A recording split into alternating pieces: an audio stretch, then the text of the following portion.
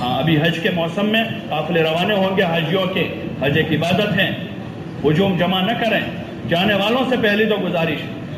کہ ہجوم جمع نہ کریں اپنے گھروں میں، سب کو منع کر دیں کہ ہمارے گھر پر کوئی نہ، حج سے پہلے جانے والا سب سے ملاقات کر لیں۔ یہ طریقہ ہے کہ حج میں جانے والا لوگوں سے مل لیں،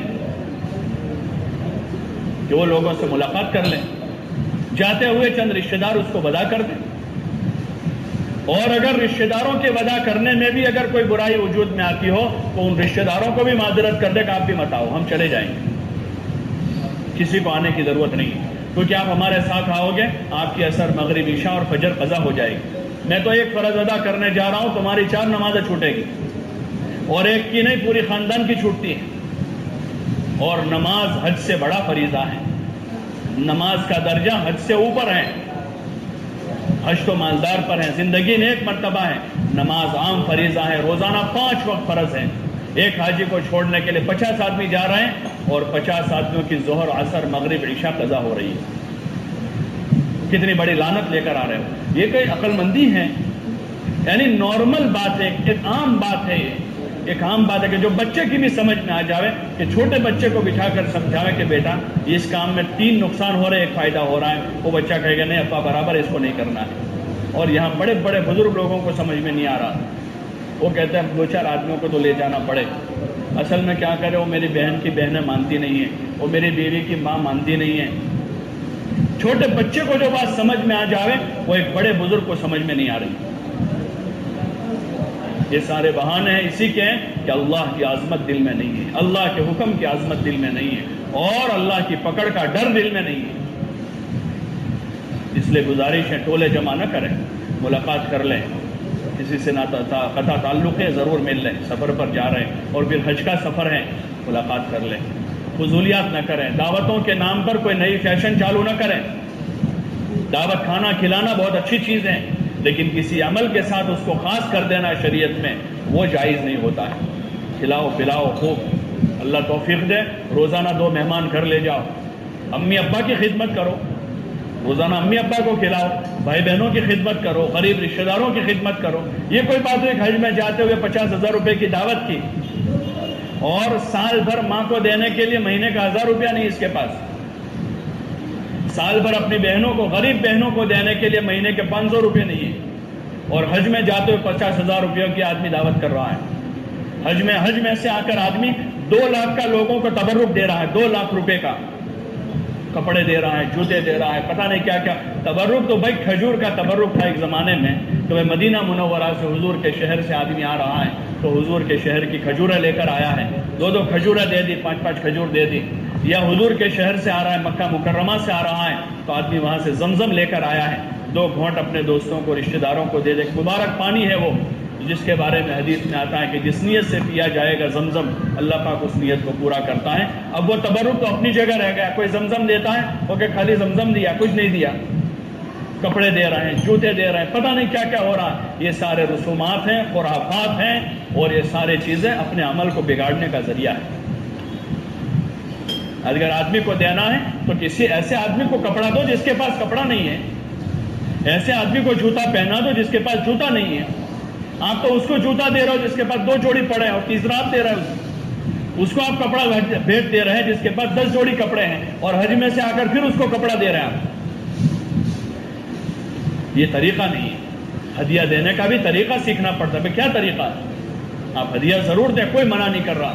لیکن اس کو کسی دن کے ساتھ، کسی سفر کے ساتھ خاص نہ کریں، وہ رواج ہے، اور ہماری شریعت میں کوئی رسم نہیں ہے، ہماری شریعت میں طریقے ہیں، حضور علیہ السلام نے طریقے جاری کیے ہیں، طریقے جاری کیے، ان طریقوں پر اگر ہوگا وہ چیز محبت مودت کا ذریعہ بنے گا، چاہے آپ کا 1 روپیہ دیا ہوا ہوگا وہ روپیہ محبت کا ذریعہ بن جائے گا، اور طریقے پر نہیں ہوگا، آپ 1 لاکھ روپیہ دو گے وہ 1 لاکھ روپیہ جو ہے آپ کے لیے لڑائی کا ذریعہ بن جائے گا۔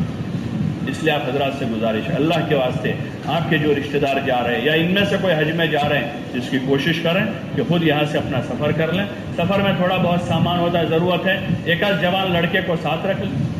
2 کی ضرورت ہے 2 کو رکھ لیں۔ عورتوں کی کیا ضرورت ہے؟ عورتوں کی کیا ضرورت ہے؟ عورت جانے والی تندرست ہے، اس کو کسی کے سہارے کی ضرورت، ہاں کوئی معذور خاتون جا رہی ہے تو اس کا ٹیکہ کرنے کے لیے ساتھ میں ایک آدھ کوئی عورت کو بھی ساتھ، اس کی بیٹی کو ساتھ کر لیا تو ایئرپورٹ تک ان کا سہارا بن جائے گی، تو ٹھیک ہے، باقی عورتوں کو نہ لے جاؤ، ان کا ہجوم نہ کرے وہاں، اور وہاں پھر تماشا ہوتا ہے ایئرپورٹ پر، دیکھتے ہیں روزہ جو جانے والے دیکھتے ہیں تماشا ہوتا ہے پورا، یہاں سے وہاں بھاگ رہے ہیں، وہاں دوڑ رہے ہیں، کوئی یہاں جا رہا ہے، کوئی وہاں جا رہا ہے، کسی کے پاس پانی نہیں ہے، کسی کے پاس کھانا نہیں، کسی کے بچے نے پیشاب کر دیا، کسی کے بچے نے پخانہ کر دیا ہے، ادھر سے ادھر دوڑ رہے ہیں، بھاگ رہے ہیں پوری رات اسی میں، پھر رات میں 1 بجے 2 بجے گھر واپس آ کر سوتے ہیں، پھر فجر کی نماز قضا ہو گئی، ظہر عصر مغرب سفر میں چلی گئی اور فجر یہاں گئی، ایک آدمی ایک فریضہ ادا کرنے گیا ہے اور 50 آدمیوں کا چار فریضے فوت ہو جاتے ہیں۔ اس لیے گزارش ہے اللہ کے واسطے کہ اس قسم کے رسومات کو جگہ نہ دیں، شادی بیاہ میں بھی اور موت میت میں بھی، حج کے موقع پر بھی، کسی بھی خوشی اور کسی بھی غمی میں اللہ کے بندے بنے، حضور علیہ السلام کے نمائندے بنے، اسلام کے ترجمان بنے۔ ہمارا جانے والا حاجی، اس کی گاڑی یہاں سے جا رہی، بستیوں سے گزر رہی ہو تو بستیوں کے غیر مسلم کہہ رہے ہو کہ سفر کرنے کا یہ طریقہ ہے، دیکھو یہ مسلمان اپنی یاترا پر جا رہے ہیں، ایئرپورٹ پر ایئرپورٹ اسٹاف کہہ رہا ہو کہ یہ طریقہ ہے یاترا کرنے کا، فلائٹ میں ان کے ساتھ دوسرے مسافر ہیں مذہب والے، وہ کہہ رہے ہو کہ دیکھو یہ طریقہ ہے یاترا کرنے کا۔ اور ہمارا حج جو ہے وہ دنیا میں اور عالم میں ہدایت کا ذریعہ بن رہا ہو۔ ہماری بستیوں سے گزرنے والے، یہی تھا ایک زمانے میں کہ حاجیوں کے قافلے جو پیدل جاتے تھے، پیدل جو قافلے جاتے تھے، وہ قافلے لوگوں کی ہدایت کا ذریعہ بنتے تھے۔ جن ملکوں سے وہ قافلے گزرتے تھے، جن بستیوں میں وہ ٹھہرتے تھے، ان حاجیوں کی ایمانداری، ان کی دیانتداری، ان کا تقویٰ، ان کی عبادت، ان کی مخلوق خدا کی خدمت جو ہے وہ انسانیت کی ہدایت کا ذریعہ بن رہی تھی۔ اور انہی قافلوں سے ایک تو مجاہدین کے وہ لشکر دنیا میں چلے جن کی دعوت سے، اور نمبر 2 پر چلنے والے حاجیوں کے قافلوں سے، اور تیسرے نمبر پر علم کے لیے سفر کرنے والے جو قافلے اس زمانے میں چلتے تھے، ان کے راستے سے دنیا میں ہدایت پھیلی۔ یہ اصل ذریعہ بنے ہیں دنیا میں ہدایت کا، جس سے دنیا کی قومیں پلٹی ہے اور ان کو اسلام نصیب ہوا ہے۔ آج ہمارا وہ حج جہالت کا ذریعہ بن جاوے اور ہمارا یہ حج لوگوں کے لیے تانا دینے کا ذریعہ بن جاوے۔ اس لیے آپ حضرات سے گزارش ہے کہ اللہ کے واسطے اپنے حاجیوں کو سمجھاویں، رشتہ داروں کو سمجھاویں، یہ کوئی گھومنے پھرنے کا موقع نہیں۔ چلو بچوں نے ایئرپورٹ نہیں دیکھا تو بچے کیا ایئرپورٹ دکھانے کے لیے حج کر رہے تھے؟ گھر والوں نے کبھی فلائٹ نہیں دیکھا تو ان کو فلائٹ دکھانا ہے؟ فلائٹ کوئی دیکھنے کی چیز ہے؟ وہ تو ضرورت کی چیز ہے، جس دن ضرورت پڑے گی وہ بیٹھ جائیں گے۔ آپریشن تھیٹر نہیں دیکھا بچوں نے، چلو ان کو ایڈمٹ کر کے آپریشن کروا دیں گے ان کا۔ کہ گھر کی عورتوں نے آپریشن تھیٹر نہیں دیکھا ہے تو چلو ان کو لے جا کے کوئی آپریشن کروائیں گے۔ بھائی وہ تو ضرورت کی چیز ہے، جب ان کو ضرورت پڑے گی آپریشن کروانے کی جائے گی وہ۔ ایئرپورٹ کوئی دیکھنے کی چیز ہے، کوئی تماشا کرنے کی چیز ہے؟ اس لیے گزارش ہے کہ ان چیزوں میں سمجھاوے، ایک دوسروں کو بات کریں، بات کرنا ہی چھوڑ دیا ہے۔ قوم کے ذمہ داروں نے، گھر کے ذمہ داروں نے، نانا دادا نے، بھائی نے، پھوپھا نے، جو ایک زمانے میں روکنے والوں میں ہوتے تھے کہ بڑا بھائی روکتا تھا، دادا جو تھا وہ روکنے والا ہوتا تھا، چچا روکنے والا ہوتا تھا، نانا روکتا تھا، پھوپھا روکتا تھا کسی گناہ پر، لیکن اب ان ذمہ داروں نے روکنا چھوڑ دیا جو فریضہ ہیں۔ اسی لیے حدیثوں میں ہے نا، جب کسی گنہگاروں کے گناہوں کی وجہ سے عذاب آئے گا، عائشہ رضی اللہ عنہ نے حضور سے پوچھا کہ نیک اور دیندار لوگوں بھی اس سے متاثر ہوں گے؟ تو حضور علیہ السلام نے فرمایا ہاں، وہ بھی متاثر ہوں گے، ان کے نہ روکنے کی وجہ سے۔ بنی اسرائیل پر جو لعنت ہوئی، جس کا تذکرہ اللہ پاک نے کلام پاک میں کیا ہے، لعن الذین کفروا من بنی اسرائیل علی لسان داؤد و عیسی ابن مریم، تو اس میں آگے کا کانوا لا یتناہون عن منکر فعلوہ لبئس ما کانوا یفعلون، نہیں روکتے تھے وہ ایک دوسروں کو، اور اگر روکتے تھے تو معمولی سرسری طور پر کہ بھائی آؤ نہ کرو نا بھائی، پھر چلے گئے، وہ کرتے رہے، سرسری کہا انہوں نے، اہمیت کے ساتھ نہیں کہا، تو پھر اللہ پاک نے نبیوں کی زبانیں ان پر لعنت کی، اور ان لوگوں پر بھی لعنت ہوئی جو نیک لوگ تھے، لیکن انہوں نے گناہ کرنے والوں کو نہیں روکا تھا۔ اس لیے آپ حضرات سے گزارش ہے، درخواست ہے کہ روکیں ان کو، روکیں، 1 سے 2 مل کر کریں، 2 سے 3 مل جاوے، 3 سے 4 ملے اور مل کر جاوے، 5 آدمی مل کر سمجھاوے، 5 سے نہیں 10 مل کر ان کو 10 لڑائی کرنے کے لیے نہ جاوے، جھگڑا کرنے کے لیے نہ جاوے، سمجھانے کے لیے جاوے، ہاتھ جوڑیں، پیر پر جاوے، ان کی خوشامد کر لے اللہ کے واسطے کہ بھائی اللہ کے لیے رک جاؤ،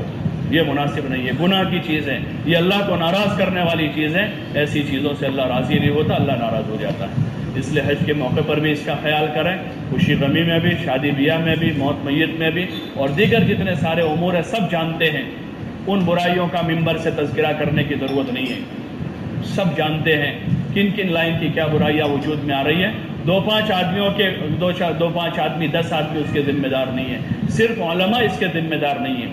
یا صرف تبلیغی کام کرنے والے اس کے ذمہ دار نہیں ہیں، یا چند قوم کے ذمہ دار حضرات اس کے ذمہ دار نہیں ہیں، سب اس کے ذمہ دار ہیں۔ اس لیے آپ حضرات سے گزارش ہے، اس کی کوشش کریں اپنے اپنے ماحول میں، اپنے گھر میں، اپنے محلے میں، اپنی بستی میں، جس کو اللہ نے جس سطح کی وجاہت دی ہے وہ اپنی وجاہت کا استعمال کریں، جس کو جس سطح کی اللہ نے طاقت و قوت دی ہے اپنی اس طاقت قوت کا استعمال کریں، اور کوشش کریں کہ اللہ کی زمین پر نیکیاں وجود میں آوے اور برائیوں کو کوئی جگہ نہ ملے۔ اللہ پاک ہم سب کو